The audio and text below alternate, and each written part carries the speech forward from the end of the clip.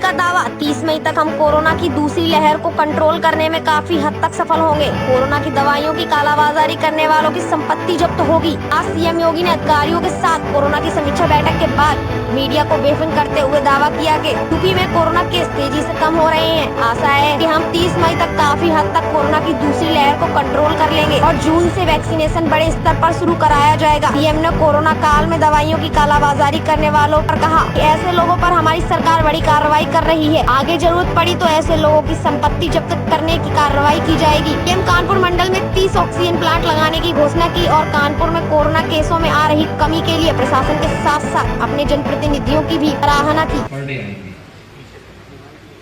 लेकिन आदरणीय प्रधानमंत्री जी का मार्गदर्शन और टीम वर्क का परिणाम है कि उत्तर प्रदेश के अंदर जो सर्वाधिक केस आए थे 24 अप्रैल को आए थे वह थे 38,000। एक्टिव केस उत्तर प्रदेश के अंदर जब हमारी पॉजिटिविटी रेट प्रदेश की कम थी और रिकवरी प्रदेश की कम थी, पॉजिटिविटी ज्यादा थी, तब प्रदेश के अंदर एक्टिव केस की संख्या 3,10,000 तक पहुंची थी। आज प्रदेश के अंदर कुल 94,000 एक्टिव केस हैं। पिछले 21 दिनों में हम लोगों ने प्रदेश में 2,16,000 एक्टिव केस को पूरी तरह रिकवर करते हुए वे लोग अपने घरों को गए हैं। प्रदेश की अगर पॉजिटिविटी अगर आप देखेंगे तो यह लगभग 2.4 के आसपास है और रिकवरी 93% से अधिक है। एक बृहद अभियान का परिणाम है। इसमें ट्रेस, टेस्ट एंड ट्रीट के अर्ली एंड एग्रेसिव कैंपेन प्रदेश ने पूरे प्रदेश के अंदर हम लोगों ने प्रारंभ किया और उसका परिणाम था हम लोग अब तक 4,65,00,000 से अधिक टेस्ट संपन्न कर चुके हैं पूरे प्रदेश में। प्रदेश के अंदर निगरानी समिति गांव-गांव जाकर के स्क्रीनिंग का कार्य कर रही है।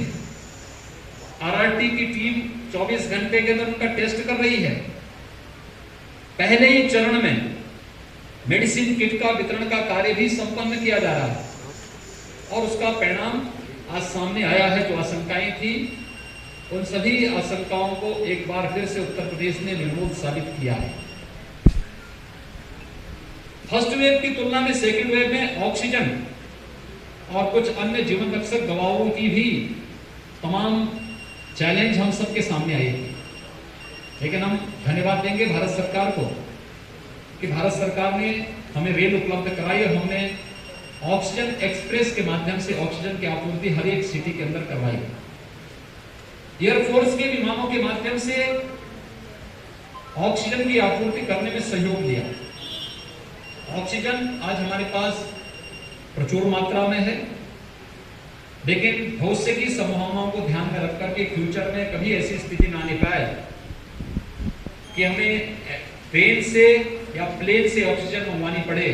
हर जनपद को ऑक्सीजन आपूर्ति के लिए आत्मनिर्भर बनाने की दिशा में एक प्रयास प्रारंभ हुआ और कानपुर मंडल में 30 ऑक्सीजन प्लांट वर्तमान में हम लोग लगाने जा रहे हैं। मेडिकल कॉलेजेस में, डिस्ट्रिक्ट हॉस्पिटल में, सीएससी में, इसमें हमारे माननीय सांसद, माननीय विधायकों ने भी योगदान किया है और वे लोग निरंतर इस पूरे अभियान में टीम का हिस्सा बनकर के इस कार्यक्रम में जनता जनार्दन की सेवा करने के लिए पूरी समर्पित भाव के साथ कार्य कर रहे हैं। जब पीक पे सेकंड वेव थी, कुछ लोगों ने उस समय मजबूरी का फायदा उठाने का प्रयास किया, खासतौर पर कुछ जीवन रक्षक दवाओं का कालाबाजारी करने का प्रयास किया। इस मामले में सरकार ने सख्ती की, कुछ लोगों पर हम लोगों ने उनकी गिरफ्तारी करने के साथ साथ एनएसए की कार्रवाई भी उन पर की गई है।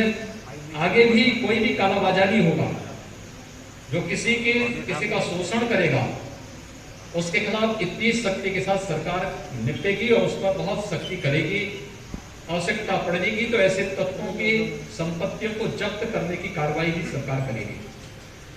हमारी कोरोना के खिलाफ इस लड़ाई को मजबूती से आगे बढ़ाने के लिए हम लोगों ने जहां वैक्सीनेशन के कार्यक्रम को भी तेजी किया है, पूरे प्रदेश के अंदर अब तक 1,62,00,000 से अधिक लोगों को हम वैक्सीन उपलब्ध करवा चुके हैं। और आज इस वैक्सीन का प्रभाव किस रूप में है, याद करिए जब 16 जनवरी को भारत के अंदर 2 स्वदेशी वैक्सीन को आदरणीय प्रधानमंत्री जी ने लॉन्च किया था।